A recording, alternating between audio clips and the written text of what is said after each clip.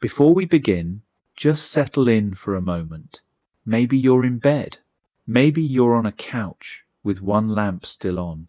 Maybe it's earlier where you are, and this is just background company. If you enjoy these slow wanderings through forgotten hours, you can gently like the video or subscribe, but only if it feels right. No pressure. And tell me in the comments where you're listening from and what time it is there. I always imagine the map lighting up softly in different corners of the world. Now, let's lower the lights a little, because the monastery has already done so. Compline has just ended. The last note of chant still clings to the stone ceiling like a thread that doesn't want to fall. And now, nothing. Or at least, that's the idea.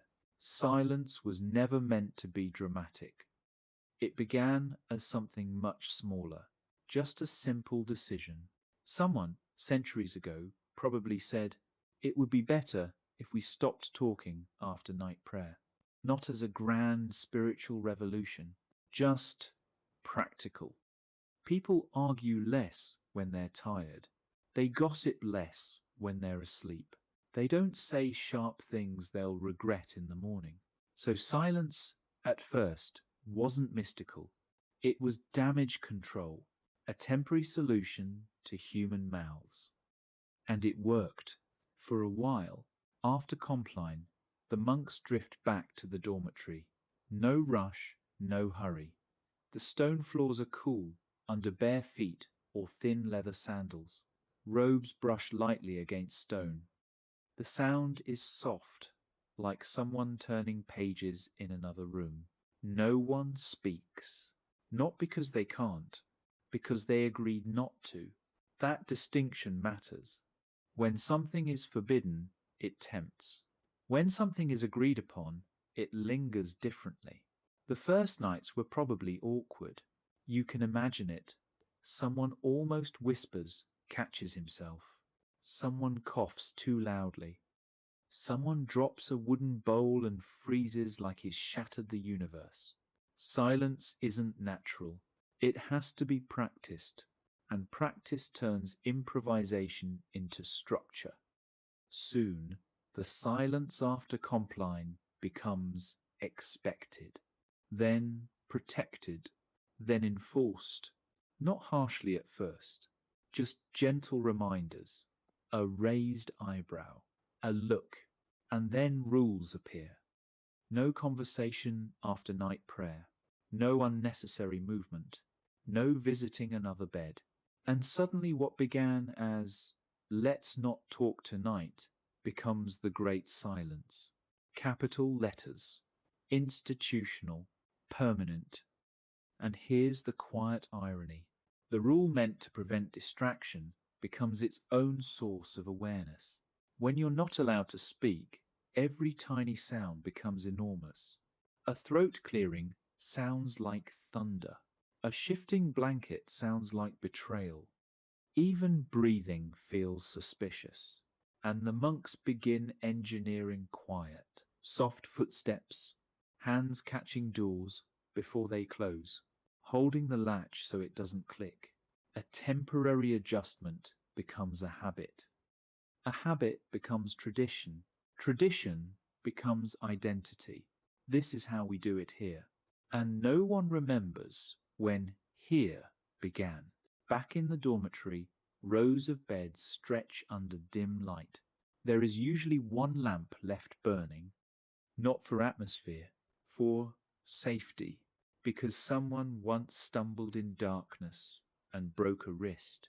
So a small flame was left, just in case. And then it stayed, forever. One accident becomes one lamp. One lamp becomes custom. Custom becomes law. No one dares remove it. Because what if someone falls again? And so even silence has a glow, but not too much glow. Too much light invites reading. Reading invites thought. Thought invites wakefulness. Wakefulness invites whispering. Whispering invites correction, so the lamp remains, but faint, balanced carefully between safety and temptation. Now imagine lying there, your body tired, your mind less so. Because the mind becomes loud when the world goes quiet. You think about the field you worked, the bread that burned, the cough in your chest, the brother who snores 3 beds down. Ah, yes, snoring. Silence was never built to handle snoring. No rule mentions it clearly. You cannot forbid a man from breathing loudly in sleep, but you can resent him, and resentment makes more noise than words. So they adjust beds, shift positions, perhaps move the chronic snorer closer to a window. A practical solution, temporary, of course, until it becomes his permanent spot. And everyone forgets he once slept somewhere else. This is how monasteries change.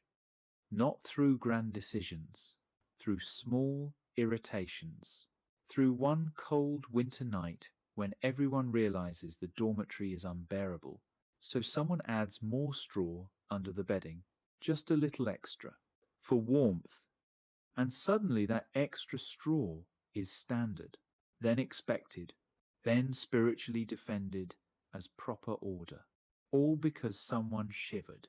The silence deepens, but it is not empty. The building speaks, timbers settle, wind presses against shutters. A mouse considers a grain sack.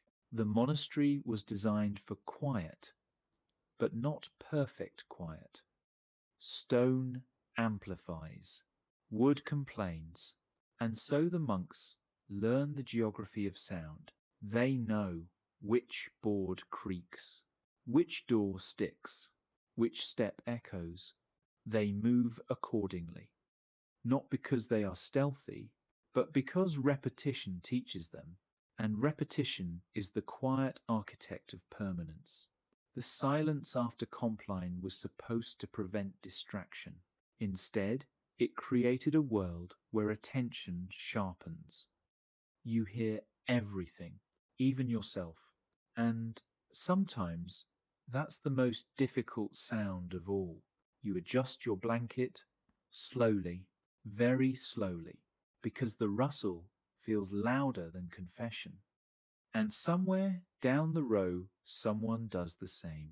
2 bodies negotiating with cloth, without a word. Silence isn't the absence of life. It's life under control, or trying to be. And here's the gentle humor of it. The more they tried to eliminate unnecessary sound, the more aware they became of unavoidable sound, which made them invent more rules and more roles. Eventually, someone is appointed to ensure lamps are checked, because once, long ago, a lamp burned too low and filled the dormitory with smoke. Temporary fix, Brother Thomas. Check the lamps tonight. Permanent result. There shall always be a brother responsible for the lamps. Brother Thomas never meant to create an office. He just didn't want everyone to suffocate. And yet now, centuries later, some poor novice inherits the same duty, because Thomas once forgot, or remembered. No one is sure which. The night stretches. It always stretches longer than expected. Sleep comes in waves. First sleep, then the bell, always the bell. But not yet. For now, the monastery lies in disciplined stillness. An agreement hardened into tradition. A practical adjustment elevated into sacred rhythm. And under it all, human beings, trying not to cough, trying not to think, trying not to laugh at the absurdity of 30 grown men pretending their breathing is silent. And yet, they persist, because something about the quiet does settle the heart, even if it began as a simple attempt to avoid arguments. Silence, like most monastic inventions, was never planned as a monument. It was a patch, a small correction, a way to survive community life without fracturing it. And patches, repeated enough times, become architecture. The lamp flickers slightly. Someone shifts. The wind presses harder against the shutters. And the night has only just begun. There is a particular kind of silence that feels complete. And then there is the kind that is waiting to be interrupted. The monastery never pretends which one this is, because everyone knows the bell will come. It wasn't always like that. In the earliest days, waking in the night for prayer wasn't precise. Some communities relied on instinct, on the oldest monk who simply woke, on the faint paling of the sky, on memory, which, as you can imagine, is a fragile alarm clock. So someone overslept. Then someone else. And perhaps one winter morning no one rose at all. Not out of rebellion, just cold. And so a solution appeared. A simple one. Let there be a bell, one strike, one clear sound that slices through blankets and dreams. Temporary, just to prevent oversleeping, just until discipline improves. Of course, but bells are persuasive. Once a bell exists, it demands responsibility. Who rings it? When exactly? How many strikes? If the bell is rung too early, there is resentment. Too late, there is guilt. So the bell ringer becomes a role, a quiet authority. He must wake first. He must walk the corridor before anyone else. He must resist the temptation to linger in warmth. And so the temporary fix, let's just ring a bell tonight, creates a hierarchy of wakefulness. Now imagine the moment.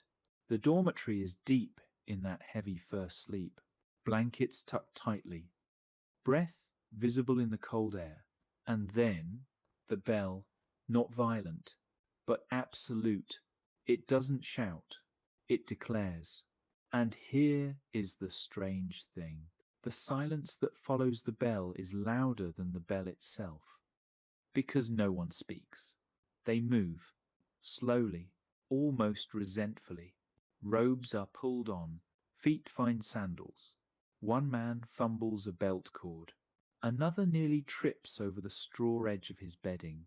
All of this in darkness, because too much light would be indulgent. Again, balance.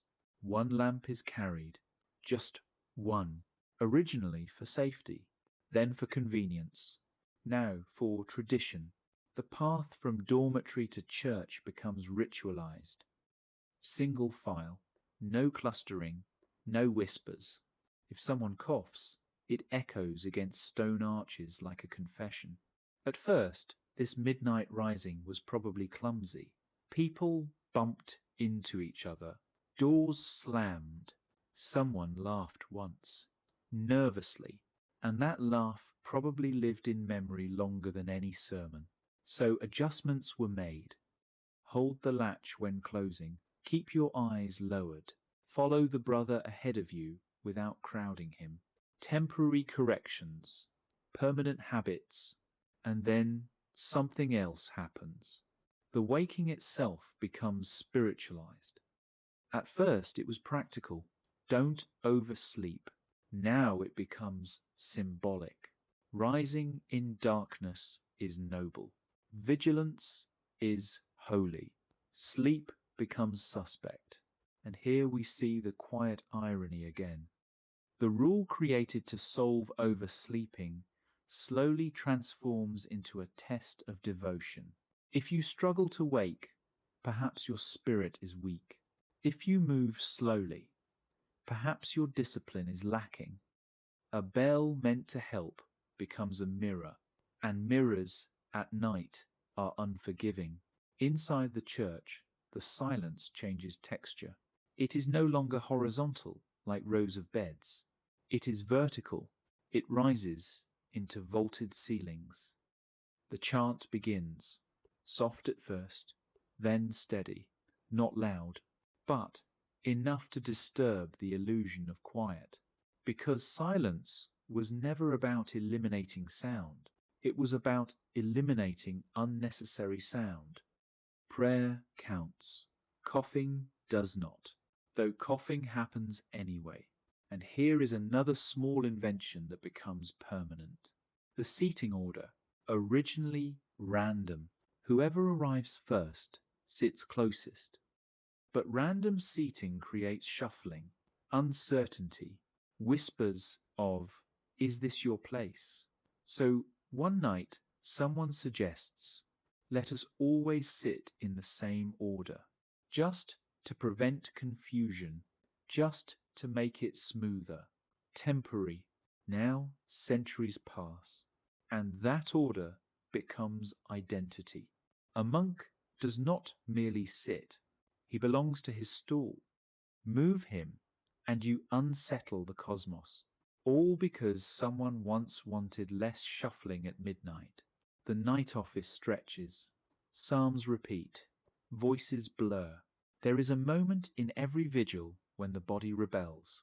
The eyes grow heavy.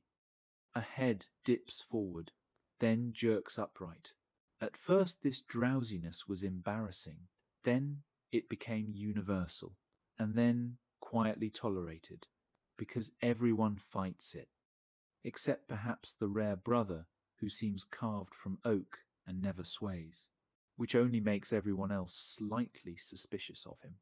Eventually, small mercies develop. The chant pace slows.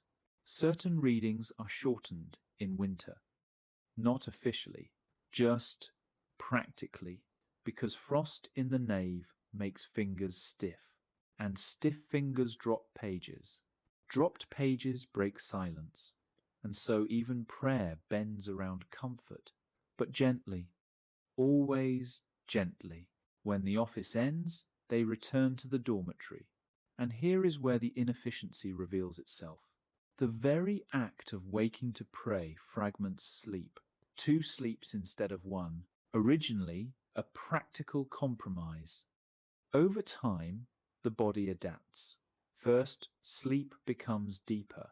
Second, sleep lighter. Dreams become sharper in the gap. And in that in-between hour, lying again under rough blankets, the mind wanders. It replays the chant. It counts the bell strokes. It notices the brother who arrived late. It notices the brother who seemed too awake. Silence after the vigil feels different from silence before it. Before, it was anticipatory. Now, it is reflective, and sometimes slightly annoyed, because no one truly enjoys climbing back into cold bedding, knowing the bell will ring again at dawn. Yet they do, and that repetition becomes identity, not because it is efficient, not because it is restful, but because it is consistent. And consistency hardens into virtue. The bell becomes trusted, even feared, but also relied upon. And here's the smallest, almost invisible detail that changes everything. At some point, the bell rope frays, just a little, because it is pulled every night. Someone knots it temporarily, just until it can be replaced. The knot holds, months pass, then years, and eventually no one remembers there was no knot. It becomes part of the rope, an accident absorbed into tradition.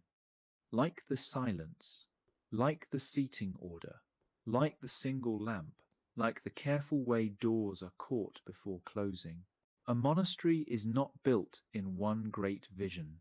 It accumulates corrections, small responses to inconvenience. And night is where those corrections show most clearly, because at night nothing hides, not sound, not discomfort, not the absurdity of 30 men pretending they do not resent a bell that wakes them in freezing darkness. And yet, when the chant rises again the next night, it feels right, familiar, necessary, even beautiful. Because humans can adapt to anything, if it repeats long enough, the bell will ring again. But not yet. For now, the second sleep tries to reclaim the body. And somewhere in the dark, someone whispers a prayer he is not technically supposed to whisper. Very softly, almost like breathing, silence bends but does not break. If you stay still long enough in a monastery at night, you begin to notice something slightly amusing. Silence does not arrive naturally. It is manufactured, carefully, repaired, adjusted, maintained like a roof in winter. In the beginning, the monks probably believed silence would simply happen. They stopped speaking. That was the plan. And yet the building refused to cooperate. Stone floors amplified footsteps. Wooden doors announced every closure. Even woolen robes made a soft brushing sound that seemed, at 2 in the morning, offensively loud. So the silence required engineering. At first, small adjustments. One brother realizes that if he holds the latch before the door meets the frame, the click disappears. He does this instinctively, just tonight, because he is tired. The next night, he does it again. The brother behind him notices. Soon, everyone holds the latch. No one announces this rule. It simply becomes understood. And then one evening, a novice forgets. The door snaps shut with a sharp crack. 30 heads turn in the darkness. No one speaks, but the lesson is learned. Now, holding the latch is not a choice. It is monastic instinct. And if you were to ask centuries later why doors are closed that way, no one would say, because of Brother Matthew in the winter of 1123. They would say, because this is how it is done. Temporary irritation, permanent choreography. The floors are next. Some monasteries have stone throughout. Stone is honest. It tells everyone exactly where you are. Every step echoes. Other monasteries, especially later, have wooden dormitory floors. Wood is worse. Wood complains. It creaks with personality. It has opinions. It betrays secret midnight trips. And so monks learn the geography of their floorboards. They know which plank near the third bed from the window will protest. They avoid it, or step on it deliberately during the day to train it quieter. A tiny rebellion against architecture. Perhaps one winter, someone suggests laying straw along the central walkway, just a thin layer, to muffle the sound. Only during the cold months. It works. Footsteps soften. The straw stays. Then becomes seasonal tradition. Then permanent. And eventually, someone insists it is spiritually appropriate. As if humility were woven into hay. But in truth, it began because wood would not stop complaining. Silence requires compromise. Even breathing becomes an issue. In deep quiet, the rhythm of 30 sleepers fills the room like an uneven tide. One breath steady, one breath labored, one breath suspiciously loud. And here we encounter the great unsolvable problem, snoring. There is no rule against snoring, no passage that says, "Thou shalt not disturb thy brother's sleep with thy nose." And yet, the resentment is real. At first, monks probably endured it with forced charity. Then someone shifts beds slightly. Just a small rearrangement. Move the snorer closer to the window. The air is cooler there. Perhaps the noise will disperse. It does not, but the tradition remains. The corner by the window becomes unofficially assigned to those of robust breathing. No one writes this down, but everyone understands it. A human solution to a human problem, which then hardens into quiet geography. And what of coughing? Winter cough spreads easily in shared dormitories. One monk begins to cough every night. The sound echoes, not intentional, not malicious, but persistent. Someone suggests he sleep nearer the infirmary, just temporarily, until he improves. He never fully improves, and so the infirmary annex grows slightly more permanent. Not because of doctrine, because of lungs. Now consider the lamps again. We mentioned the single lamp left burning. At first it was safety. Someone stumbled. A wrist broke. Solution: leave a lamp. But lamps smoke. Oil sputters. Wicks burn unevenly. And smoke has a smell. If the wick is trimmed too short, the flame struggles. Too long, and it flickers wildly. And flickering light draws the eye. It invites thought. It tempts wakefulness. So someone must trim the wick just right, night after night. A small responsibility given to one monk, then institutionalized. There shall be a keeper of lamps, not because light is holy, because accidents are inconvenient. And then comes the great paradox of light. Too little, and someone trips.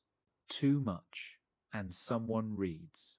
Reading at night was not always forbidden, but it was discouraged, because reading invites curiosity. Curiosity invites questions. Questions invite conversation. Conversation threatens silence. So dim light becomes the compromise. Just enough to see the flaw, not enough to examine your thoughts.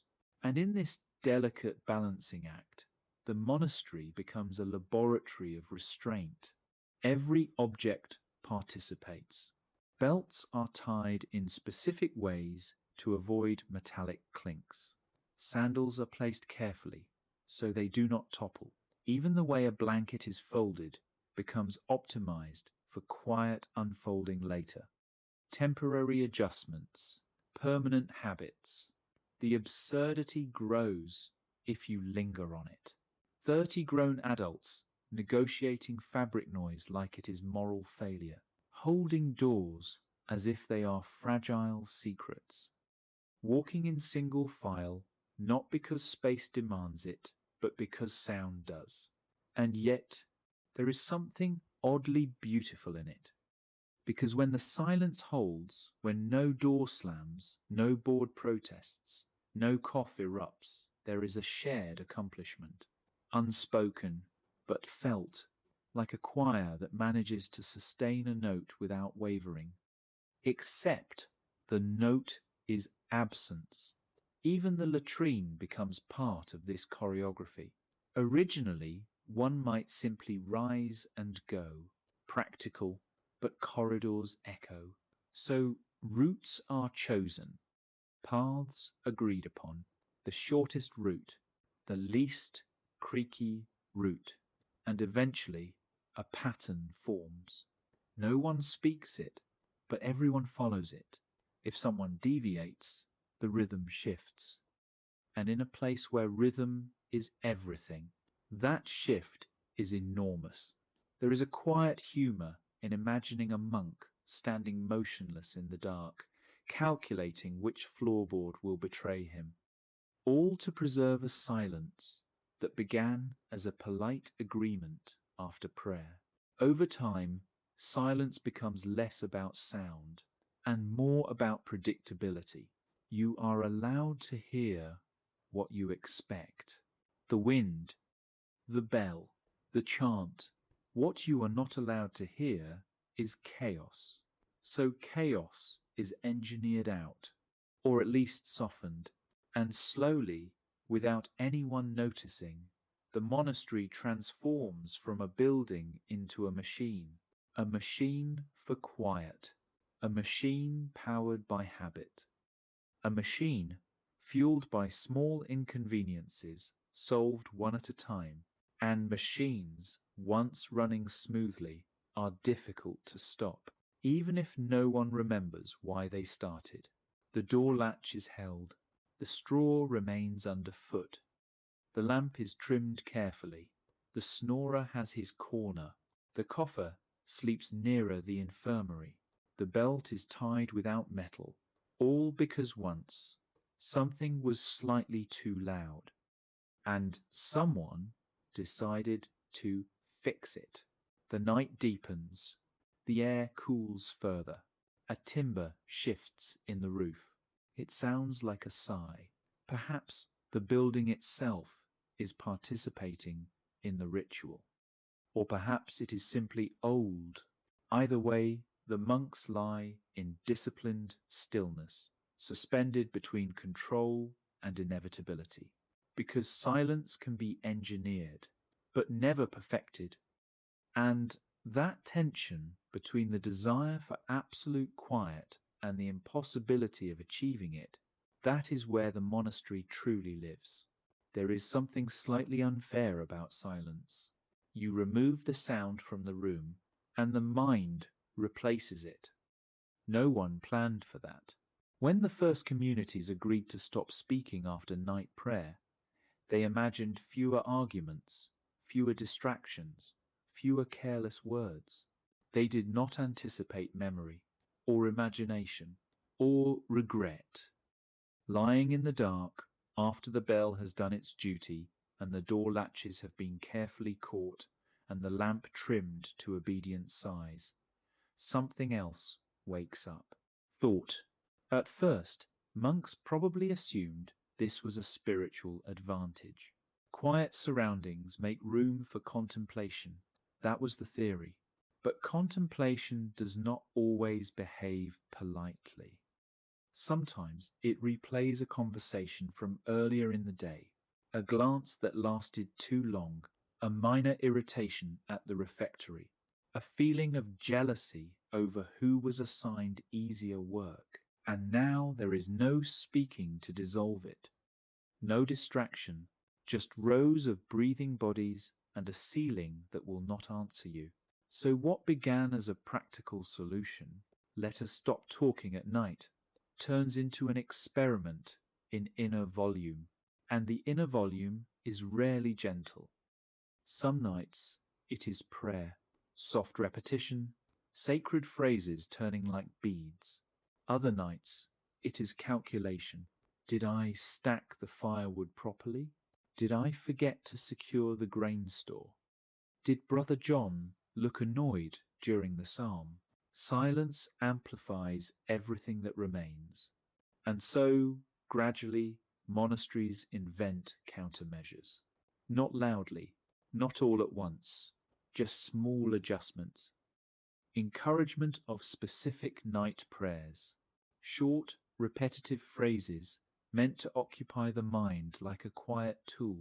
A spiritual wedge inserted into wandering thought.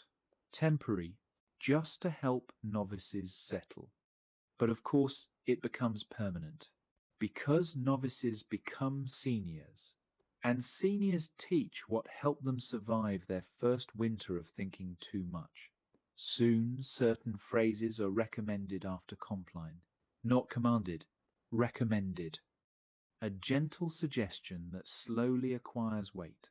And over decades, that suggestion becomes expectation.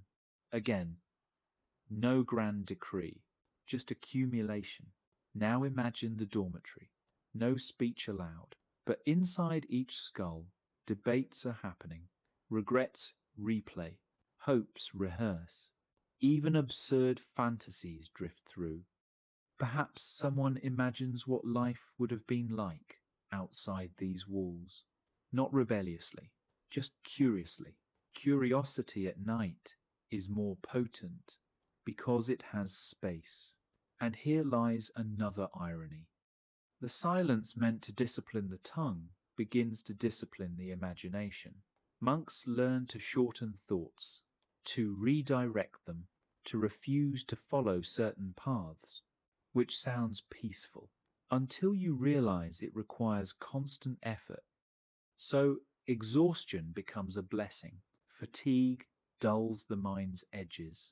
The split sleep schedule, originally an inconvenience, becomes strangely useful. You wake for the night office, return to bed, slightly worn down. The second sleep is lighter, more fragmented, and because it is fragmented, thoughts drift in shorter bursts, not as intense. A body trained into interruption, a mind forced into surrender. And so, what began as a scheduling solution slowly shapes cognition. Over time, communities notice something else. Anxieties grow louder in total darkness. So the single lamp remains, not just for feet, for minds. A tiny glow changes the atmosphere. It makes the room less infinite, less consuming. One monk once admitted, perhaps quietly, perhaps indirectly, that full darkness felt oppressive. So the lamp stayed, not because theology demanded it, because someone felt afraid. Fear becomes custom, custom becomes law. Even dreams become part of the system. Waking from a vivid dream in strict silence is disorienting. You cannot whisper it to the brother beside you. You cannot laugh at its absurdity. You simply lie there, holding it alone. Over years, that containment shapes personality. Speech during the day grows more deliberate because night has trained restraint. And here is the gentle humor of it. A rule meant to prevent chatter at night slowly reduces chatter during the day. Not entirely. Monasteries are not cemeteries. There is laughter.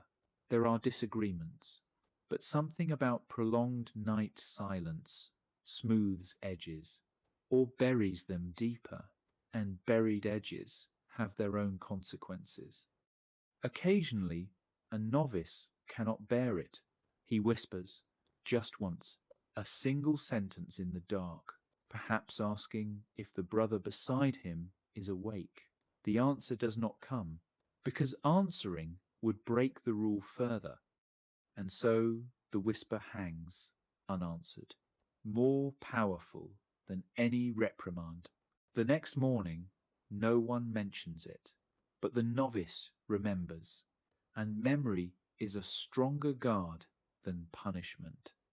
This is how enforcement evolves, not through dramatic discipline, through social atmosphere.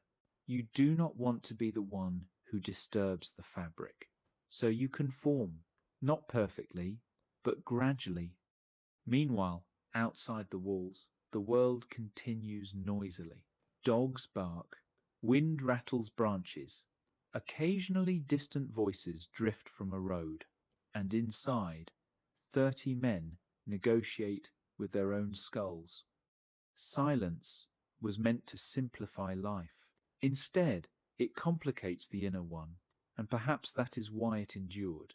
Because once you grow accustomed to hearing yourself think, it becomes difficult to return to constant noise. Silence becomes addictive, uncomfortable, yes, but clarifying, even when it clarifies things you would rather not examine. So the night stretches, the lamp glows faintly, someone shifts position, someone breathes deeply, someone stares at the ceiling beams and silently rehearses tomorrow's psalm. And all of this began with a simple idea. Let us not speak after prayer. No one anticipated that it would reshape the architecture of thought. And yet, here they lie, disciplined externally, negotiating internally, under a roof that creaks like an old companion. The mind never truly obeys the bell, but it learns to move quietly. Silence is peaceful until it isn't. There is a particular moment in the middle of the night when a sound does not belong, and because everything has been engineered for predictability, the unpredictable becomes enormous. In the earliest days, monasteries probably trusted the night more than they should have. They were remote, walled, tucked into valleys, or perched on hills. Surely nothing would disturb them. Surely silence would protect itself. But buildings are fragile, and darkness hides problems before it reveals them. The first great enemy of night was not sin. It was fire. One candle left too near a curtain. One oil lamp trimmed poorly. One careless sleeve-brushing flame. And because silence keeps everyone subdued, the discovery of smoke can be delayed. So perhaps one winter night, long ago, someone smelled it first. Not saw it, smelled it. A faint bitterness in the air. He sat up, unsure. Speaking was forbidden, but suffocating was worse. So he broke silence. One word, fire. And in that moment, the entire architecture of quiet bent. Voices rose, feet ran, water sloshed. And afterward, when the crisis passed, silence returned, but altered. Now there would be a lamp checker, not just occasionally, every night, and perhaps a second brother would walk the corridor before sleep, just to ensure nothing smouldered. Temporary solution, permanent role, and no one dared remove it. Because memory of smoke lingers longer than doctrine, the night watch slowly becomes part of monastic rhythm. Not because monks are paranoid, because once something almost burned down, and almost is persuasive, then there is wind. Wind is not dramatic during the day. It moves leaves. It presses against robes. At night, it becomes a voice. Shutters rattle. Timbers shift. Loose iron rings hum faintly. And in a place where silence has been cultivated so carefully, these sounds are amplified into suspicion. Is that the wind or footsteps? At some point, perhaps during a less stable century, monasteries began locking inner doors more carefully. Originally, maybe the gate was sufficient. Then one traveller arrived late. Then another. Then perhaps a thief tested the perimeter. Nothing catastrophic, just unsettling. So keys begin to matter, not just as tools, as symbols. Who holds them? Who decides who enters? The porter, once simply the brother near the gate, becomes a figure of quiet authority. If someone knocks at night, he must decide. Hospitality is sacred.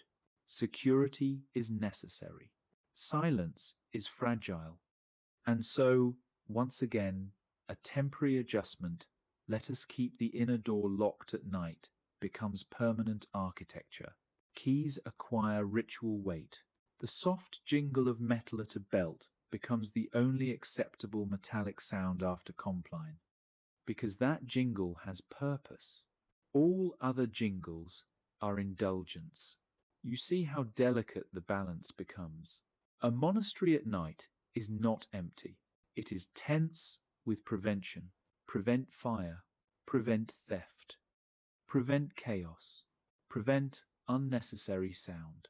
And because prevention is invisible when it works, it must be repeated endlessly. A brother may walk the perimeter once, then twice, then nightly, just in case, just until we feel safer. Safety is never complete, so the role never disappears. And then there are the smaller terrors. A cat knocks over something in a storeroom. The sound echoes like a dropped shield. Someone sits upright, heart racing, no speech, just listening. In the morning, they discover the culprit, a cat, and yet the adrenaline remains in memory. So perhaps the next night, the cat is not allowed near that corridor. Temporary restriction, permanent cat policy, or consider the bell rope. We spoke of its knot. Imagine if, during a storm, it swings slightly, brushing against stone. Tick, tick, tick, a rhythmic tapping. Someone imagines a signal, a code, a presence. Silence can make the imagination theatrical, so the rope is secured more tightly. A small piece of cloth wrapped to soften its movement, and that cloth remains for decades, because no one wants to revisit that feeling again. Fear writes rules more quickly than piety does. Even weather becomes legislated. If a shutter bangs too loudly, it is reinforced. If a draft whistles through a crack, it is stuffed with wool. One repair at a time, one irritation at a time. The monastery slowly seals itself against unpredictability. But unpredictability never vanishes. It only changes shape. The body itself becomes a potential alarm. A monk in fever may moan in his sleep. A novice may cry out from a dream. And because speaking is restricted, responding becomes complex. Is this emergency or merely discomfort? So infirmary roles expand. Originally, someone tended the sick during the day. At night, perhaps they were left to rest, until one crisis occurred. Then a rotation was introduced. Someone always lightly awake. Not fully, just enough. Temporary vigilance, permanent duty. And here is the subtle humor again. The more silence is enforced, the more sensitive everyone becomes. A small sound that a village would ignore becomes a monastery event. 30 men listening intensely to what turns out to be a loose beam. And yet, this hypersensitivity produces something unexpected. Attentiveness. They learn their building intimately. They know its moods, its seasonal shifts. They can distinguish wind from intruder by tone alone. Not because they were trained formally, because repetition taught them, night after night. Silence was meant to simplify, but it creates experts. Experts in shadow, experts in echo, experts in distinguishing the harmless from the dangerous. And perhaps that expertise becomes quiet pride. We endure the night. We understand it. We have engineered it into something almost obedient. Almost. The irony is that total safety is impossible. Total silence is impossible. Total control is impossible. But the attempt becomes identity. When the bell rings again for the night office, the brothers rise not only from sleep, they rise from vigilance, from hours spent in disciplined stillness, listening for threats that may never come. And this constant readiness shapes posture, shapes breath, shapes even prayer. Because when you live inside fragile quiet, you learn that peace is not the absence of danger. It is the careful management of it. And all of this, the keys, the perimeter walk, the reinforced shutters, the assigned lamp checker, the cat ban, the secured bell rope, all of it began with small moments. A smell of smoke, a knock at the wrong hour, a sound in the corridor that did not belong, temporary responses, layered, repeated, solidified. Now the monastery at night feels timeless, unchanging. But it is actually a collection of remembered fears, carefully stacked into tradition. The wind presses again against the shutters. This time no one startles, because the sound is familiar, and familiarity is the quietest form of comfort. At some point, every monastery discovers the same uncomfortable truth. The body does not care about theology. It does not care about bells. It does not care about how beautifully structured the night has become. It wants warmth. It wants uninterrupted sleep. It wants to stretch without calculating which floorboard will protest. And yet, the schedule insists. The night office was never designed with comfort in mind. It began, perhaps, as vigilance, a small community deciding that waking in darkness sharpened devotion, a gesture of discipline, temporary, a practice. But repetition reshapes biology. When sleep is divided every night, first sleep before the bell, second sleep after the body adapts, reluctantly. The first sleep becomes heavy, dense, almost stubborn, and the second sleep becomes thin, like mist, easy to disturb. And in that thin sleep, the body reveals its complaints. A shoulder stiff from labor, a back sore from the fields, cold creeping under wool blankets. At first, discomfort was simply endured. Cold is bracing, they said. Hard beds build character. But then someone develops a cough that does not leave. Another grows weak during daytime labor, and slowly the community adjusts. Perhaps an extra layer of straw is added beneath the mattress, just for winter, just for the frail, just temporarily. But winter returns every year, and frailty is more common than anyone likes to admit. So the extra straw becomes standard, then expected, then defended as proper provision. Not luxury, provision, all because one brother shivered too long. Blankets multiply slowly. At first, perhaps one thin wool covering. Then, in colder climates, a second. Not because anyone wants comfort, because frost bites fingers during the night office. And fingers that cannot turn pages disrupt silence. You see how even warmth must justify itself through efficiency. Comfort is tolerated if it protects order. The body negotiates its needs through productivity, and yet it continues to resist. Snoring returns to our story, not as comedy this time, as physiology.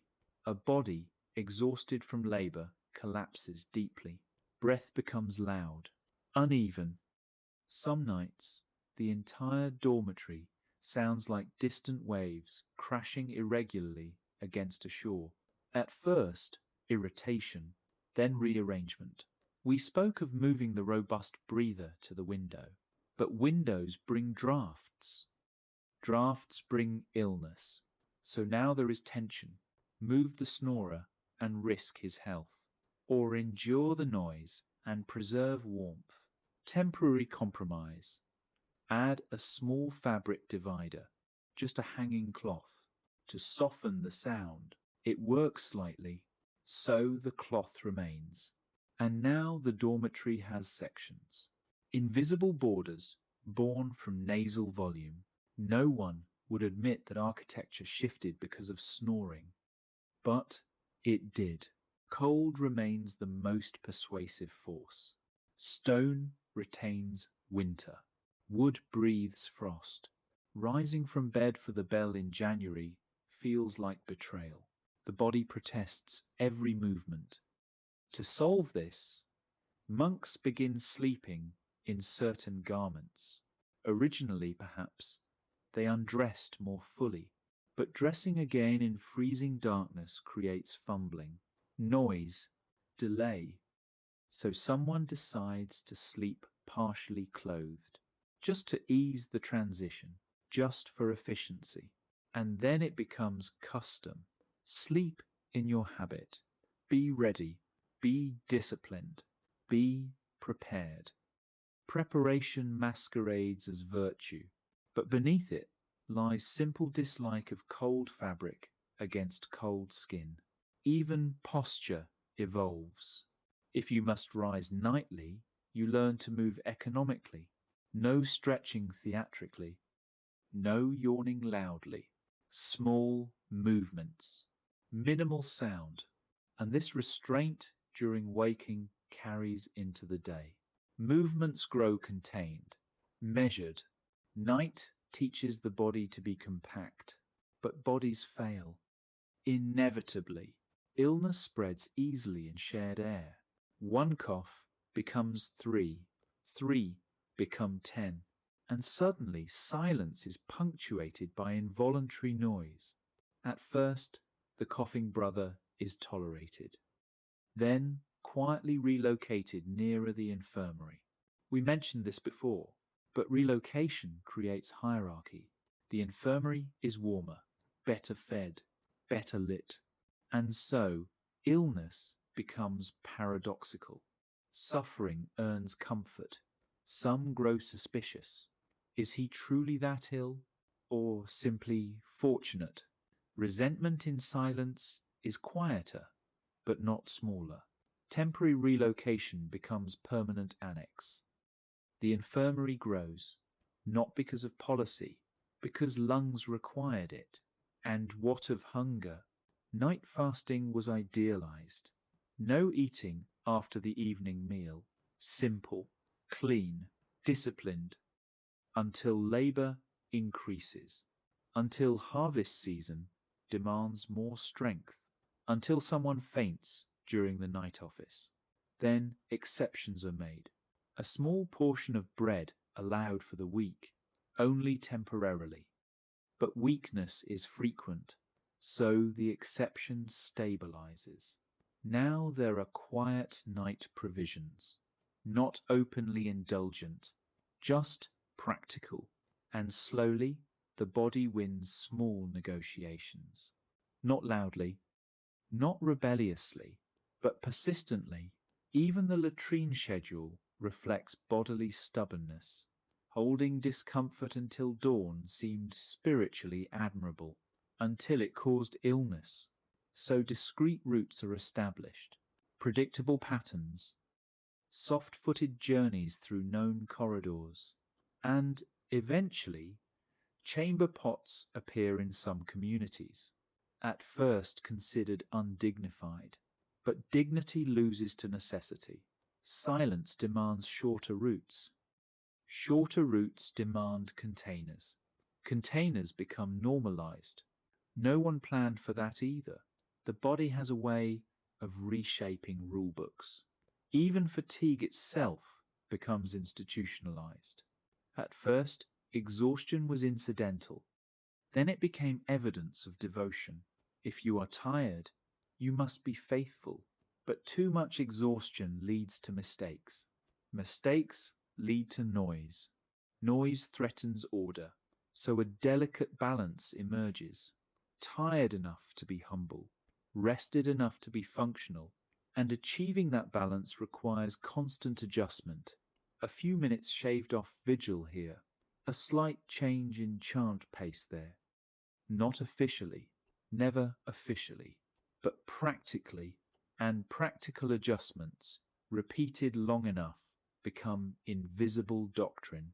The monastery begins to feel ancient, unchanging, yet beneath that stillness, it is constantly negotiating with bodies, with backs and lungs and hunger and cold toes, every blanket added, every straw layer thickened, every infirmary bed expanded, every subtle allowance after harvest season. All of it began as a temporary concession, and all of it hardened into custom. The bell will ring again, the body will protest again, the cold will creep again, and still they rise, not because the body obeys willingly, but because repetition dulls resistance. Over years, even discomfort feels familiar, and familiarity is easier than rebellion. The body learns the rhythm, or at least stops arguing loudly. The lamp flickers. Someone pulls a blanket closer. Someone turns onto a less sore side. No one speaks, but every muscle is aware. Silent night was never about stillness. It was about negotiation between stone and skin, between schedule and sleep, between rule and ribcage, and the negotiation never truly ends. It just becomes quieter. Silence sounds equal. That is its charm. 30 men lying in the same dark, 30 breaths, rising and falling in one rhythm. No one speaking, no one arguing, no one asserting. At first glance, it feels almost democratic. But silence, like most structures, has doors, and not everyone holds the key. In the beginning, breaking silence at night was simple. Emergency only. Fire, illness, danger. That was the understanding. But emergencies require judgment, and judgment requires authority. Who decides what counts? If a monk smells smoke, he may shout. But if he hears a suspicious sound, is that sufficient? If a brother coughs too violently, does that justify speech?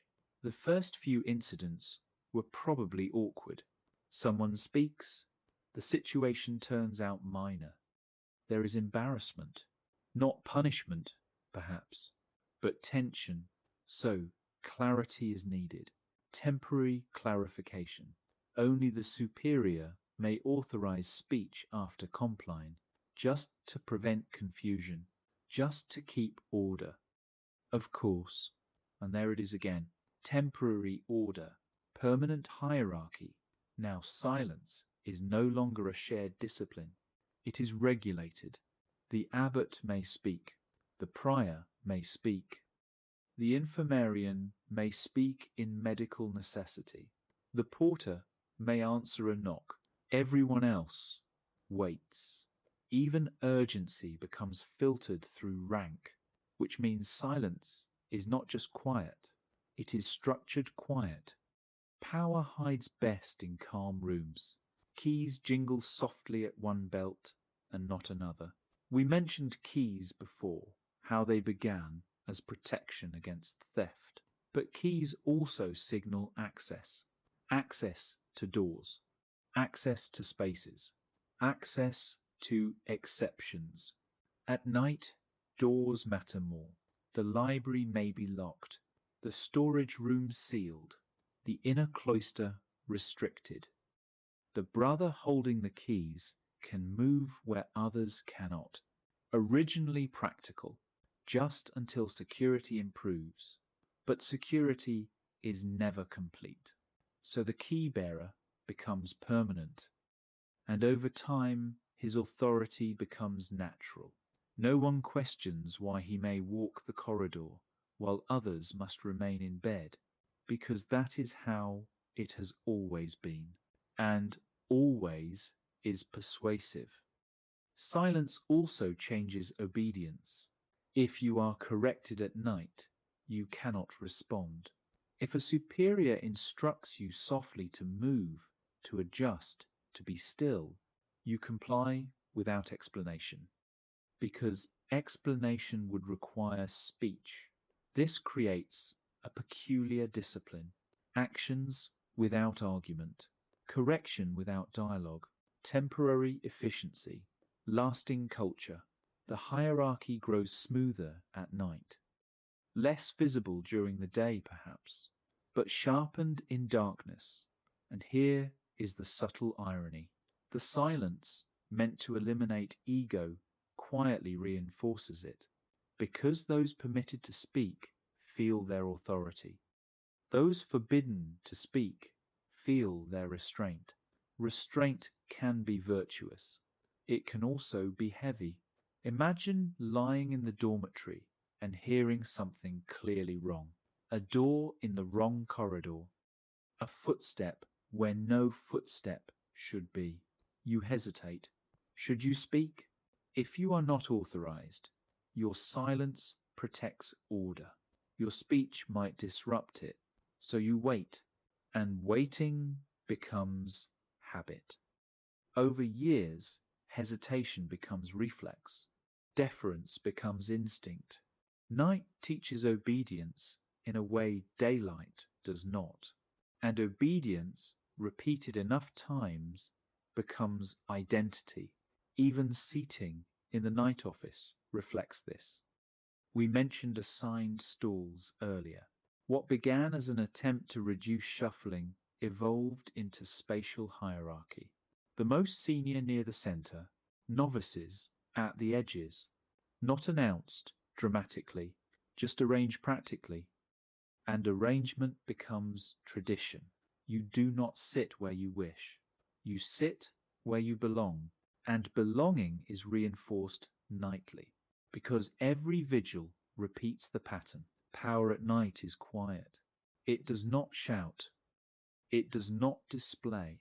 It simply decides who may move and who must remain still. And because it operates in silence, it feels natural, not imposed, just inevitable. There is even humor hidden in it. A monk may hold 3 keys and yet be utterly exhausted. Authority does not cancel fatigue. He may walk the corridor, dignified in shadow, only to trip slightly on a familiar board. Hierarchy does not eliminate Wood's opinion, and yet the symbolism persists. If you hold the keys, you hold the night, at least partially. Temporary role, permanent aura.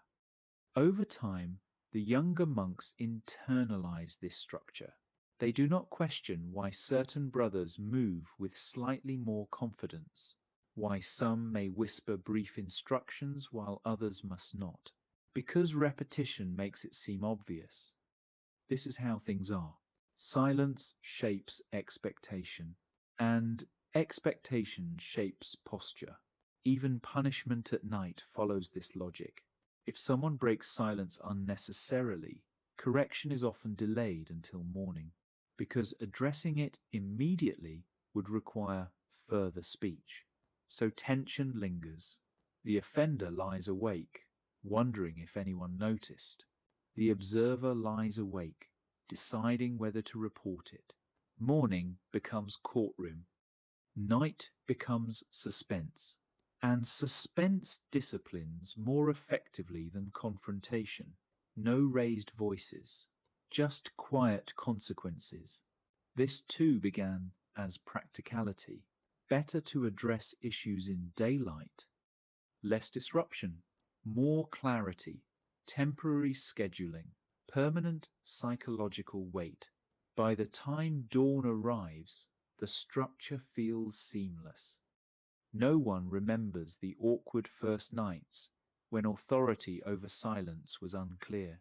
No one remembers when keys were first assigned deliberately. No one remembers when seating solidified. They only experience the result. A night that feels orderly, unquestioned, almost sacred. But beneath that calm surface lies a lattice of small decisions. Who may speak? Who may move? Who may unlock? Who may remain still?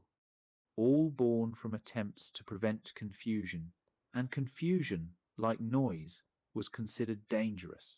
So silence was sculpted carefully, and in sculpting it, they sculpted power, not aggressively, not tyrannically, quietly. Like everything else in the monastery, the lamp still glows.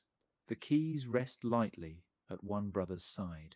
Others breathe evenly, pretending not to notice the difference. And perhaps they truly no longer notice. Because when a system repeats nightly, it stops feeling like a system. It feels like nature. And nature, once accepted, is rarely questioned. There is something deeply unsettling about a knock in the middle of the night. Not because it is loud, because it does not belong. Inside the monastery, everything has been rehearsed. The bell, the breathing, the controlled footsteps, even the creaking beams have earned their place in the orchestra of expected sound. But a knock comes from outside the pattern. In the earliest days, hospitality was simple. If someone arrived, you opened the door. You fed them. You gave them straw to sleep on. No calculation, just charity. But charity at midnight is complicated, because midnight has rules, and rules dislike interruption. Perhaps the first few night arrivals were pilgrims delayed by weather, travelers misjudging distance, a wounded man seeking help. The porter, half awake, opened the gate. No ceremony, just compassion, temporary exception. But then exceptions repeat, and repetition demands structure. Should the porter wake the abbot? Should he admit the stranger immediately? Should he wait until morning? If he speaks to the traveller, silence is broken. If he ignores the knock, charity is compromised. The solution begins modestly. The porter may answer, but not admit, just to assess, just to ask questions through the small opening, temporary precaution, and soon the porter's lodge becomes more formal, a separate space, a threshold zone, neither fully inside nor fully outside, a buffer between silence and noise. The knock becomes ritualized, 3 taps, perhaps, or a specific call. Over time, even outsiders learn the pattern. If you arrive here, knock this way. Wait patiently. Do not shout. Temporary courtesy, permanent expectation.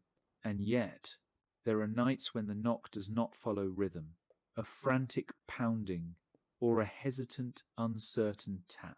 In those moments, the entire machinery of quiet pauses. Inside the dormitory, someone hears it. A single ear catches it, then another. No one moves, because movement requires permission. The porter listens first. He holds the key, literally and symbolically. We spoke earlier about keys as security. Now they become filters of mercy. If he opens too freely, he risks danger. If he opens too cautiously, he risks cruelty. So the porter becomes a judge of shadows. He must decide whether the sound carries desperation or deception. Originally, he might have simply opened, but perhaps once someone was admitted who should not have been. A thief disguised as pilgrim, a drunk seeking warmth, a quarrel that followed into the courtyard. And so admission rules tighten, not harshly, just carefully. Ask more questions, wait longer, wake a second brother before unlocking. Temporary safeguards, permanent procedure. The guest house itself grows from these adjustments. Originally, perhaps, guests slept near the refectory. Then someone decided it would be better to keep them separate at night, just to preserve silence, just to protect enclosure. So a distinct guest space is built, walls within walls, hospitality contained. The irony is gentle but persistent. A community founded on openness must design boundaries.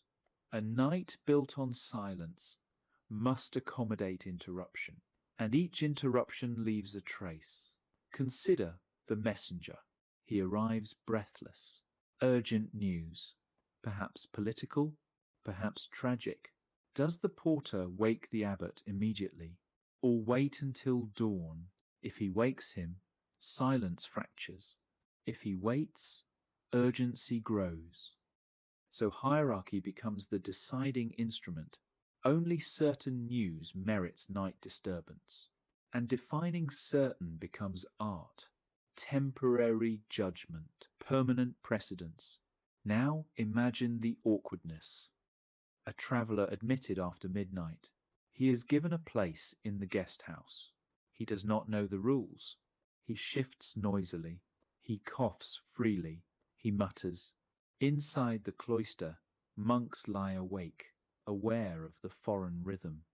The presence of an outsider feels louder than any door slam. So gradually, instruction emerges. Guests must observe quiet hours. Guests must not wander. Guests must wait for guidance. Temporary clarification. Permanent guest policy. Hospitality acquires footnotes. And yet, there are nights when no one knocks. And in that absence, the porter still wakes slightly, listening, expecting. The possibility of interruption becomes part of the silence. Even without sound, anticipation hums. This is how night shapes perception. The mind does not relax fully. It hovers, alert, even when undisturbed. Eventually, the porter's lodge becomes a permanent office, his duty defined, his authority recognized, his wakefulness assumed. What began as brother near the gate becomes guardian of the threshold. All because once someone knocked unexpectedly. There is subtle humor here too. The entire monastery may be silent, disciplined, restrained, but one knock can reorganize it instantly. Keys move, footsteps echo, voices whisper authorization, all carefully, all minimally, but undeniably active. Silence proves fragile, not weak, just responsive. And perhaps that is the quiet lesson. Silence is not the absence of interaction. It is interaction under constraint. The night after a knock feels different, even once calm returns, because everyone knows how easily the pattern shifts. The lamp glows as before, the bell rope hangs secured, the snorer resumes his rhythm, but somewhere in the memory of the walls there is awareness. The outside exists. The world presses gently against the monastery's skin, and sometimes it taps. Temporary disturbance, permanent vigilance, and so the night continues, not sealed, not isolated, but carefully bordered. There are ordinary nights, and then there are the ones that stretch, not because the clock says so, because the air feels heavier. Winter does this first. In summer, darkness is brief, almost polite. It arrives, settles, and leaves. Winter lingers. It presses against stone walls. It seeps into bedding. It makes the bell feel crueler. Originally, the schedule did not fully account for this. Night office was night office, fixed, disciplined. But when darkness lasts 14 hours instead of 8, the body notices. Lying awake in extended cold is not spiritually clarifying. It is exhausting, so adjustments appear, small ones. Perhaps vigil readings are shortened slightly in deep winter, not announced as mercy, framed as practicality. Pages turn slower when fingers are numb. Voices crack in freezing air. So chant pace shifts subtly. No declaration, just adaptation. Temporary seasonal modification, but winter returns, again and again, and soon the winter pattern becomes as real as the summer pattern. The monastery now has 2 nights, not officially, but functionally, this is how time itself becomes layered. Then there are feast nights, vigils extended intentionally, more psalms, more readings, longer wakefulness. Originally, these extended services were exceptional, rare, a marker of sacred intensity. But repetition transforms rarity. Feast nights come annually, then more frequently. The calendar fills, and what was once extraordinary becomes structured expectation. The body, already negotiating cold and split sleep, now negotiates length. On these nights, fatigue grows theatrical. Heads nod visibly. Voices falter, yet no one speaks about shortening. because shortening would diminish significance. So endurance becomes ritual, temporary enthusiasm, permanent expansion. And then there are darker nights still, the kind no one plans for.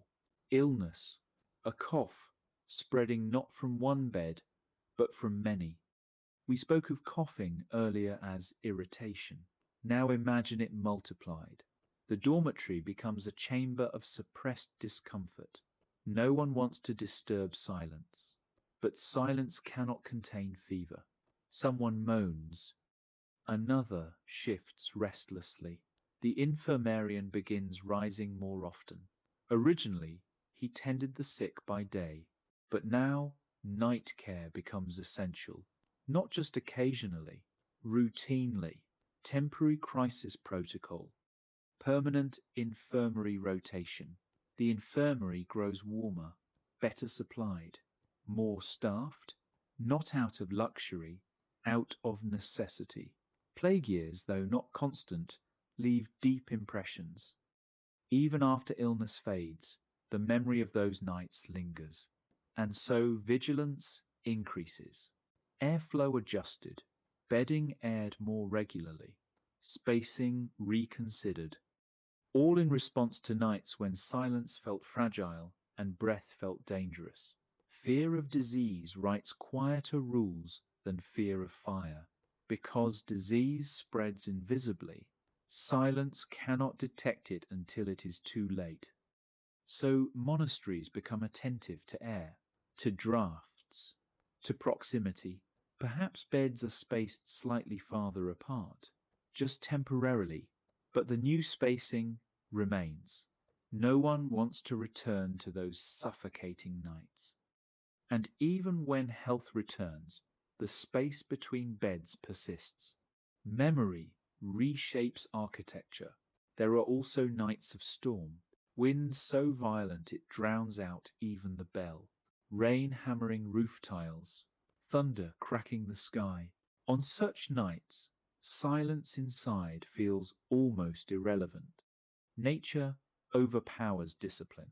At first, monks likely endured it stoically, but practical adjustments follow. Secure shutters more tightly, reinforce hinges, add weight to doors, not for aesthetics, for endurance, temporary reinforcement, permanent structural feature. And yet, paradoxically, storms also create comfort. When wind is loud enough, small noises disappear inside it. Snoring becomes irrelevant. Coughing blends into thunder. For a brief moment, monks experience relief. Their fragile silence is masked by something larger. No one admits this aloud. But some may prefer storm nights because judgment relaxes. Noise is democratized. Then there are nights of celebration. Candles multiplied, chant amplified, silence intentionally broken in praise. Originally rare, then calendared, now expected. And after such nights, returning to ordinary silence feels sharper. Contrast intensifies discipline. The absence of sound feels more deliberate after sound has been allowed. Temporary exuberance. Permanent appreciation of restraint. Time in a monastery is not linear. It loops. Winter teaches cold. Summer teaches brevity. Feasts teach endurance. Illness teaches fragility. Storms teach humility. And each lesson leaves residue. Residue becomes rule. Rule becomes tradition. Tradition becomes invisible. So when you imagine a silent night in a monastery, it is never identical. It carries layers, echoes of winters past, of extended vigils, of cough-filled dormitories, of thunder-shaking rafters, all compressed into one calm surface. The monks lying there may appear still, but the night holds memory, and memory shapes posture. When the bell rings during a harsh winter, it carries the echo of every winter before it. When a cough erupts, it recalls the year it spread too far. When wind rattles shutters, someone remembers the storm that loosened tiles decades ago. All these recollections exist beneath the disciplined quiet. The silence is not empty, it is sedimented. Layer upon layer of adjustments, fears, celebrations, and compromises. Temporary changes that refuse to disappear. The night stretches again, longer than comfortable, but familiar. Because no matter how it shifts cold, feast, illness, storm, the structure absorbs it, adapts, solidifies, and waits for dawn, not impatiently, not eagerly, just steadily, as it always has. There is an hour in every monastery night that feels uncertain, not fully dark, not yet light. The bell has rung before. The night office has been sung. The bodies have returned to their beds. And now there is waiting. Originally, this hour was unstructured, simply the time between vigil and sunrise. A gap, but gaps invite invention. Some monks could not fall back asleep after the night office. The second sleep did not always cooperate. Cold bedding, active mind, lingering chant in the ears. So someone stayed awake, just once, sitting upright in bed, hands folded, not speaking, just present, temporary wakefulness, until sleep returned. But sometimes sleep did not return, and so this pre-dawn wakefulness slowly acquired purpose. Private prayer, quiet reflection, nothing official, nothing required, just a way to use the time. Because unused time at night feels suspicious, idle. So idle wakefulness becomes intentional wakefulness, and intentional wakefulness becomes admired. Not mandated, but noticed. Soon, certain brothers are known for rising slightly earlier than the bell, not to avoid sleep, to meet the silence deliberately. At first, this seems personal, then it becomes contagious. Others attempt it, and gradually, what began as insomnia transforms into devotion, temporary adaptation, permanent practice. The hour before dawn acquires weight. Even those who still sleep sense it. A subtle shift in the air. Breathing changes.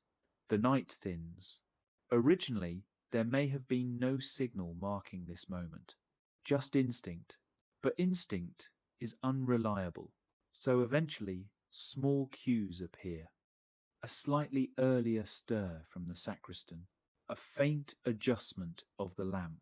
A preparation for lauds, and thus the gap between vigil and sunrise becomes structured, not loudly, but intentionally. The silence during this hour is different from earlier silence. Earlier, it was guarded, disciplined, engineered. Now, it softens. No one has permission to speak yet, but the atmosphere relaxes, because dawn approaches. Rules feel less rigid when light is near. There is humor in that. Darkness enforces, light forgives, and yet dawn itself creates new negotiations. When exactly does silence end? At the first spoken word of Lord's? At the first ray of sun through the window? At the bell? Originally, perhaps, it ended organically. Someone would speak. A greeting, a necessary instruction. And that was that. But ambiguity breeds inconsistency. Inconsistency breeds discomfort. So clarity appears. Silence ends with the first communal chant of morning prayer. Clear, defined, predictable, temporary definition, permanent boundary. Now everyone knows. Until that moment, no speech. After that moment, ordinary interaction resumes. But even that resumption is careful. Speech does not explode back into the room. It seeps, quietly, as if voices themselves need warming. The first words spoken after a night of silence carry weight. They feel larger than daytime conversation, which teaches caution, and caution lingers. Over years, the hour before dawn becomes symbolic, a space between restraint and release, between interior thought and exterior function. Some monasteries even begin to treasure it as the purest time, not because doctrine demands it, because experience confirms it. No knocks at the gate, no storm at its peak, no bustling activity, just thinning darkness. And breath, breath shared, but not yet exchanged in speech. The body also behaves differently here. Fatigue has settled into acceptance. Cold is familiar. The bell is anticipated rather than shocking. The system, built from countless small corrections, door latches, straw underfoot, assigned stools, guarded keys, feels almost natural. And this is perhaps the most fascinating transformation of all. What began as improvisation now feels inevitable. Silence feels ancient. The lamp seems eternal. The seating order feels ordained. No one remembers the awkward first nights, or the winters when straw was first added, or the year coughing rearranged beds, or the single fire that created a permanent lamp keeper. All of it now rests beneath habit. Habit, repeated nightly, becomes indistinguishable from truth. As the faintest grey filters through a high window, something subtle happens. The building changes colour. Stone softens. Shadows retreat. And with that light, the silence loosens its grip. Not abruptly, not with relief, just gently. The brothers rise. Again. But this rising feels different from the night office. Less violent, less intrusive. Because now the world is waking too. Birds begin their own unconcerned chant outside the walls. They do not know about rules. They do not hold door latches carefully. They simply sing. And, for a moment, the monk's silence feels almost quaint beside it. Constructed, intentional, human. The first communal words of morning prayer break the night. And yet the silence does not disappear. It lingers in posture, in the way voices remain measured, in the way footsteps stay controlled. Night discipline leaks into day behavior. Temporary quiet becomes lasting tone. Even as conversation resumes, something of the night remains folded into it, like the knot in the bell rope, like the straw underfoot, like the lamp that once prevented a fall. The hour before dawn was once an empty space, a leftover. Now it is cherished, structured, protected, all because a few restless monks could not sleep, and chose not to waste the waiting. The sun climbs slowly. The shadows retreat fully. The great silence has technically ended. But if you listen carefully, you can still hear it in the restraint of morning. Because silence, once practiced long enough, does not vanish with daylight. It simply changes shape. There are nights when the building is perfectly quiet. The doors are caught gently. The lamp is trimmed precisely. The snorer is mercifully subdued. The wind behaves. The porter hears nothing unusual at the gate. Everything functions. Every correction made over centuries holds firm. And yet, inside one bed, the night refuses to cooperate. It was never part of the original design. The rules accounted for fire, for thieves, for coughs, for cold, but they did not fully account for doubt.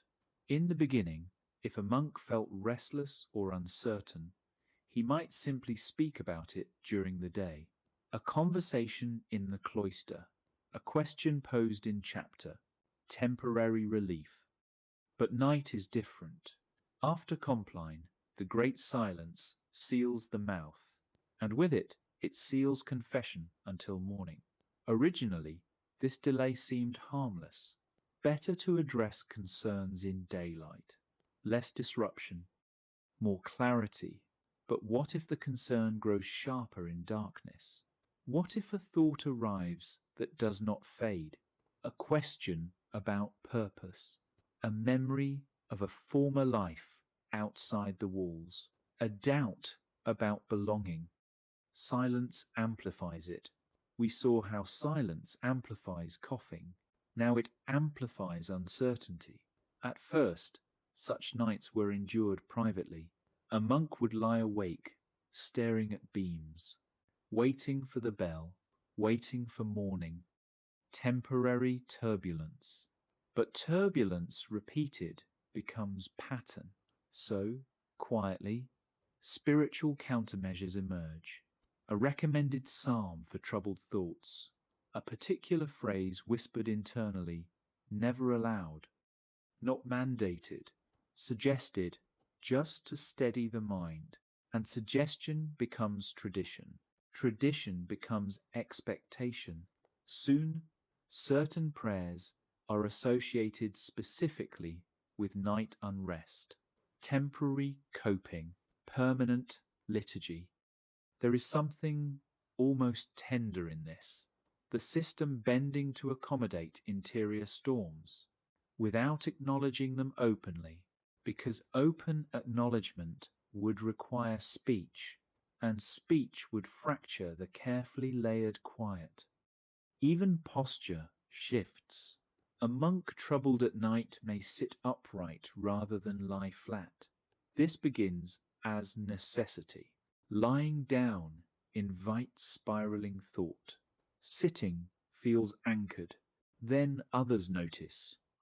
Sitting quietly before dawn becomes sign of devotion. No one asks whether it began from anxiety. They see only discipline. Temporary coping becomes admired practice. The night reshapes appearance, and appearance reshapes interpretation. There is gentle irony here. The monastery prizes stillness, but stillness can conceal agitation. A brother who appears calm may be negotiating immense internal noise. And because silence is respected, no one intrudes. This creates strength and isolation, both at once. Over time, the community develops indirect support structures. Confession scheduled regularly, spiritual guidance sessions, morning chapter meetings, all placed safely in daylight. Originally administrative, now psychological safety valves, temporary pastoral care, permanent framework. The night remains officially silent, but the day absorbs its consequences. This is how institutions survive. They do not eliminate tension, they relocate it. Doubt does not vanish. It waits, contained, then addressed under permitted conditions, and sometimes simply endured. There are also nights of longing, not dramatic, just subtle, a memory of laughter from years before, a fleeting thought of a different path. Silence gives these memories space. Originally, perhaps, such longing felt threatening, but over centuries, communities learned something quieter. Longing passes. If you do not feed it with speech, if you do not rehearse it aloud, it rises, peaks, and softens. And so silence becomes not only rule, but filter, temporary containment, permanent resilience. Of course, not every night resolves gently. Some brothers leave. Not many, but enough to remind everyone that structure is not infallible. Those departures create ripples, whispers in daylight, extra vigilance at night, temporary tightening of discipline, then gradual easing. The system recalibrates. It always recalibrates. That is its genius. The monastery at night appears rigid, but beneath the surface, it is constantly adapting to invisible currents.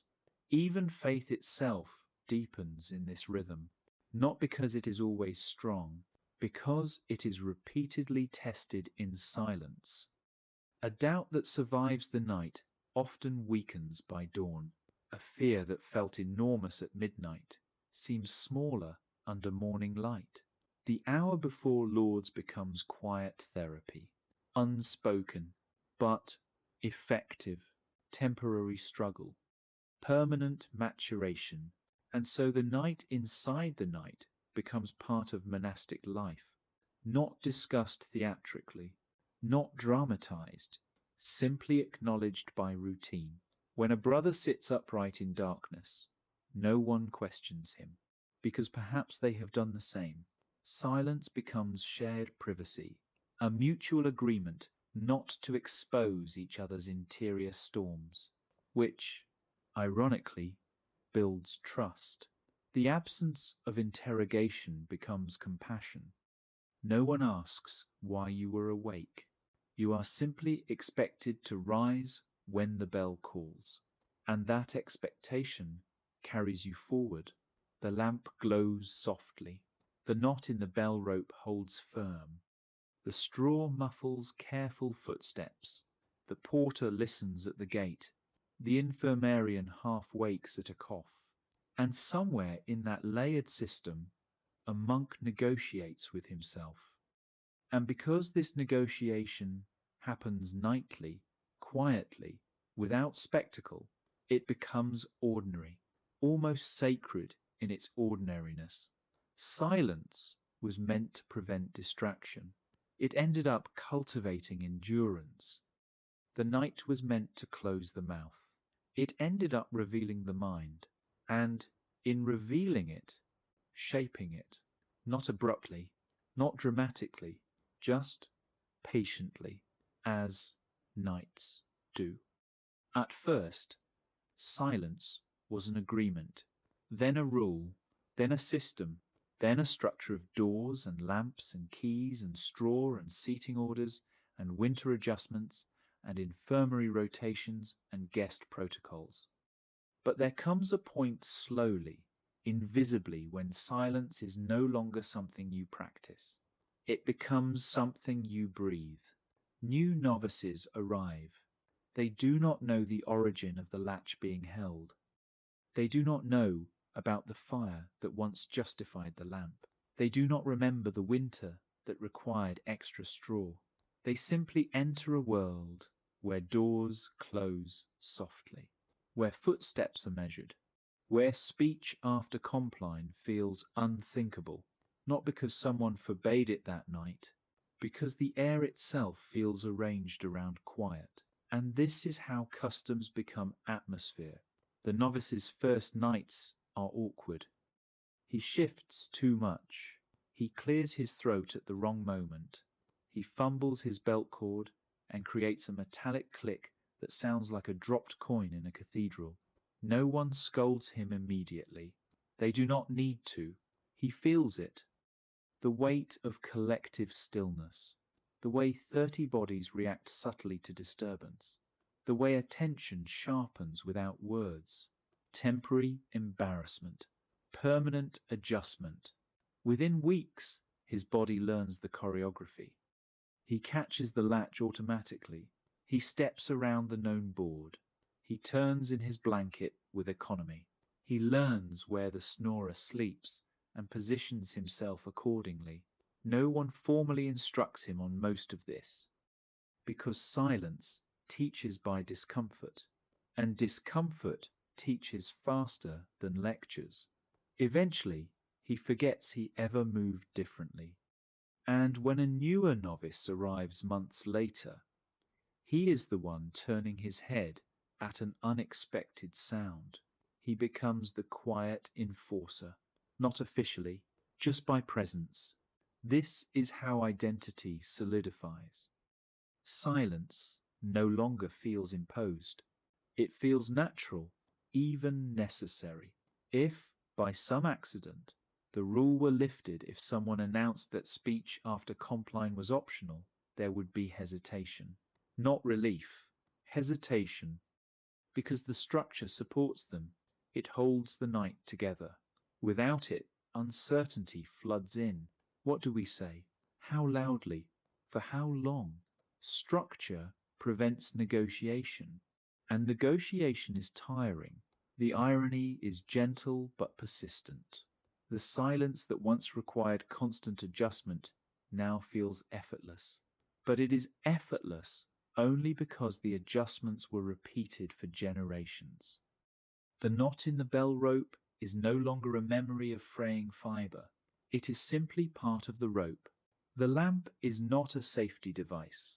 It is just where the light belongs. The porter's keys are not symbols of layered incidents. They are simply how doors are opened. Identity is often built from forgotten inconveniences. The monastery at night becomes predictable, not because nothing changes, because change is absorbed. A door begins to creak slightly. Within days, someone oils it. No meeting required, no debate, just instinct, because disruption threatens atmosphere, and atmosphere is now sacred. Even humor becomes quieter. A monk may privately think how absurd it is that 30 grown men coordinate breathing patterns like a choir of sleepers. But he smiles inwardly, not outwardly, because laughter after Compline would fracture something invisible. So humor becomes internal, shared perhaps later in daylight. But at night, even amusement respects the air. Silence shapes posture too. Over years, monks move differently, even outside the dormitory. Their gestures are restrained, their speech measured, not forced, simply habitual. The night leaks into the day. Originally, silence ended at Lord's. Technically, but technically is not the same as psychologically. Restraint lingers. Voices remain low in corridors. Footsteps remain deliberate. And even when speech resumes fully, it carries memory of absence. You can hear it in tone. You can see it in how interruptions are avoided. Temporary, nightly discipline. Permanent cultural style. Visitors notice this. A traveler admitted during daylight senses something different. Conversations do not overlap chaotically. Doors rarely slam. Movements are efficient without being hurried. He may not know why. He does not need to. The night has shaped the day so thoroughly that the boundary blurs. There are centuries when monasteries reform. Rules are rewritten. Schedules adjusted. Architectural expansions occur, but silence persists. Because it is no longer just written, it is lived. Even when external pressures change, political shifts, economic demands, shifting numbers of brothers, the night routine anchors identity. If everything else fluctuates, the great silence remains. And because it remains, continuity feels intact. A monk from 200 years earlier could step into the dormitory and recognize the pattern instantly. The lamp, the careful door, the bell in the dark, the pause before dawn, familiar, because what began as a handful of temporary solutions accumulated into tradition dense enough to feel timeless. There is something almost paradoxical here. Silence, which seems empty, carries immense density. It is layered with memory, with correction, with adaptation, with endurance. And when you lie in that dormitory, listening to breath and wind and the faint hum of stored warmth in stone, you are not experiencing mere quiet. You are resting inside centuries of adjustments, inside the knot in the rope, inside the extra straw underfoot, inside the space between beds widened by illness long past, inside the porter's cautious judgment, inside the hour before dawn, shaped by restless monks who refuse to waste wakefulness. All of it invisible, all of it present. The silence no longer needs defense. It sustains itself, because everyone who enters it feels its shape and conforms instinctively, like stepping into water and adjusting to its temperature. At some point, the monastery no longer practices silent night. It inhabits it. And once inhabited, it becomes difficult to imagine life without it. Even if, long ago, it began simply as, "Perhaps we should stop talking after prayer." The lamp still glows faintly. The bell rope waits. The shutters hold. The beds remain evenly spaced. And the air feels arranged, not by decree, by repetition, and repetition over centuries is the quietest architect of all. There are nights when the bell rings at the wrong time, not for vigil, not for dawn, not in rhythm, but abruptly, urgently. Originally, the bell existed to structure sleep, to prevent oversleeping, to mark prayer. Its sound was predictable, comforting even. But then comes a night when it is pulled without pattern, hard, repeatedly, and in that moment the entire architecture of quiet trembles. Perhaps it is fire again, or soldiers on the road, or news of dissolution, or simply change. The first time silence was broken not by necessity but by upheaval, the monks must have felt disoriented, not because noise is terrifying, because predictability was sacred. The system had been built over centuries from tiny corrections, door latches held gently, straw laid underfoot, beds spaced by memory of illness, keys distributed after theft, infirmary rotations after fever, lamp trimming after smoke, everything absorbed into structure. And now, structure is overridden.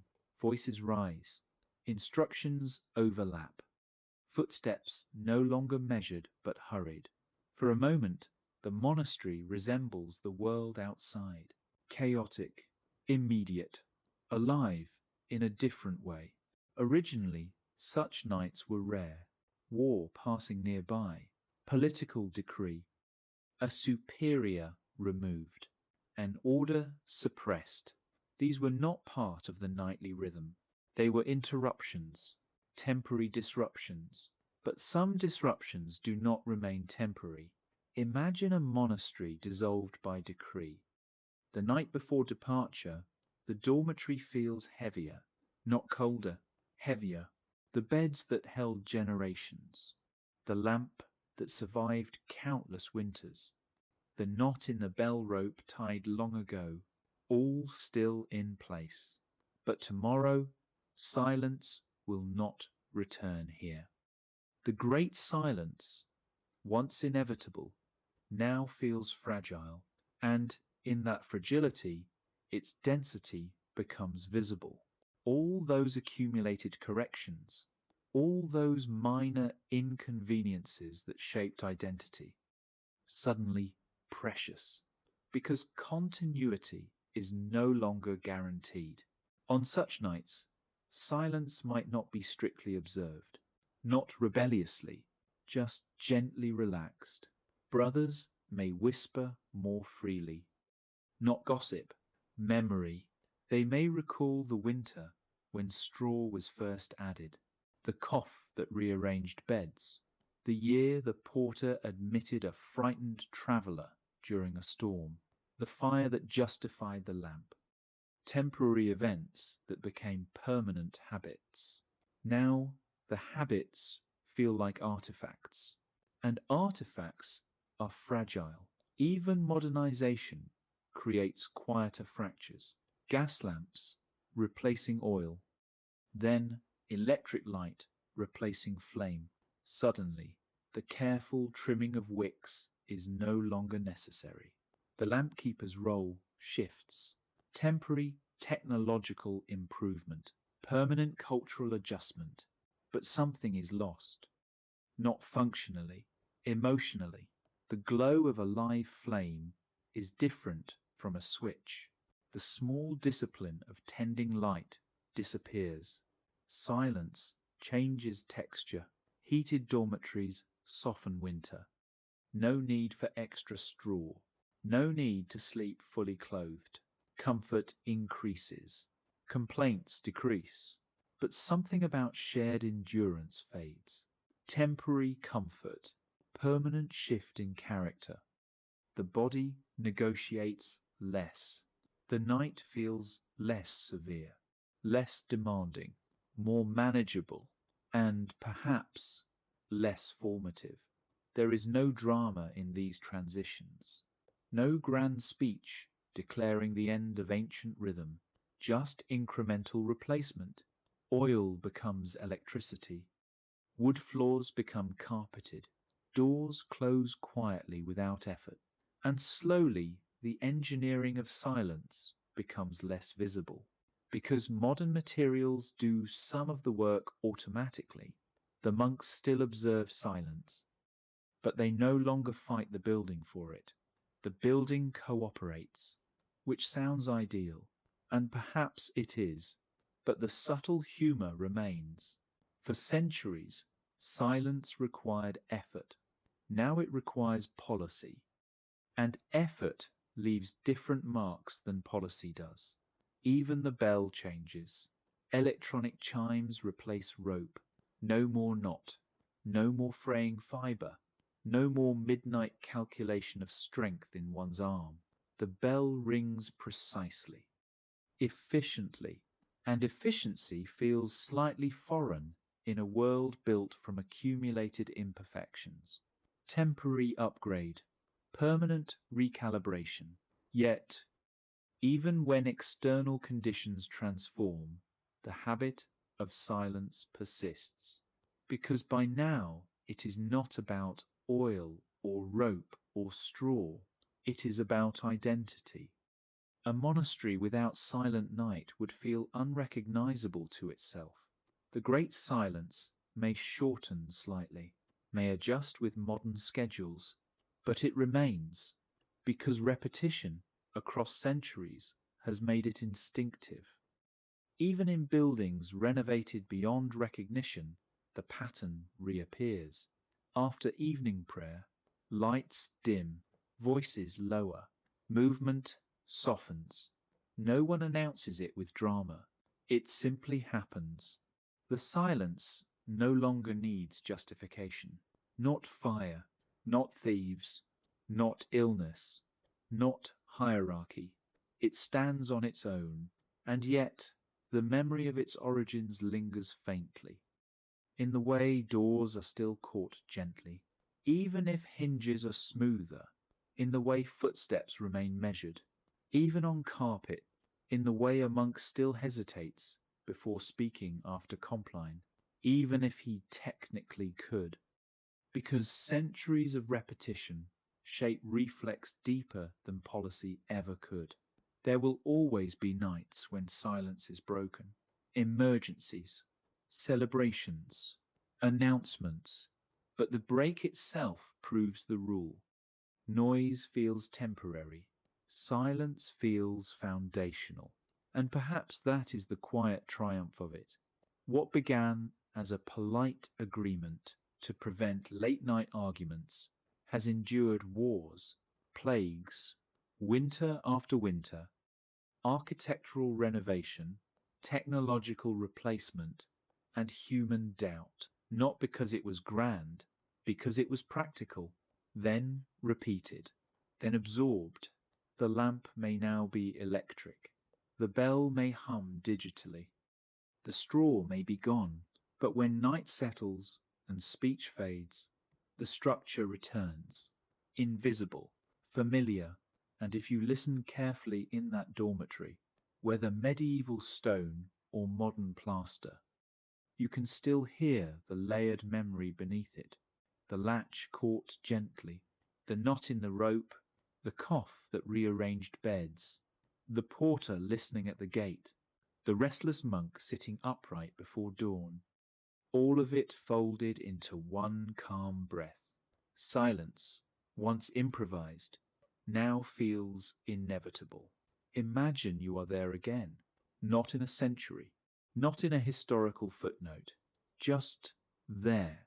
The dormitory stretches quietly, beds aligned, breath rising and falling in uneven harmony, one lamp glowing with deliberate modesty.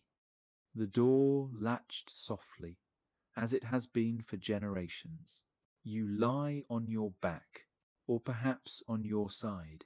The blanket feels familiar, not luxurious, not punishing, just present. At first, this is only a room, stone, wood, fabric, 30 bodies attempting sleep.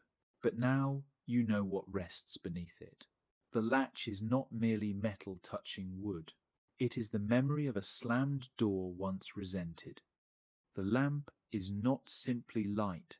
It is a wrist, once broken in darkness. The spacing between beds is not aesthetic. It is the echo of coughing that travelled too far. The porter's keys are not decorative. They are the residue of one knock too many. The knot in the bell rope, if it is still rope, is not accidental.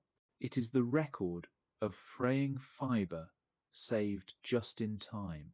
And yet, none of this is spoken.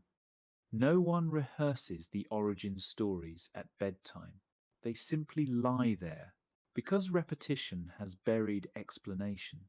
This is the curious thing about tradition. Once it settles fully, it no longer needs defending. It becomes as unremarkable as breathing. You shift slightly, carefully. You do not calculate the floorboard anymore. Your body learnt that long ago. Perhaps you were once the novice who stumbled. Now you move like water, finding its path. Silence feels natural, but not empty. It has texture. There is the steady rhythm of breath, a faint rustle of fabric, the quiet settling of the building. Even the snorer, if he still exists, has become part of the pattern. No longer disruptive, just another layer in the night's composition. Earlier, silence required effort. Now it requires only participation. You do not fight the urge to speak. You simply do not feel it. Because what would you say? The night does not invite commentary. It invites presence. And presence is easier when words are absent. Somewhere in the room, a brother wakes briefly. He does not panic. He does not question. He sits upright for a moment. Not because insomnia torments him, because the habit of early wakefulness shaped him. He folds his hands.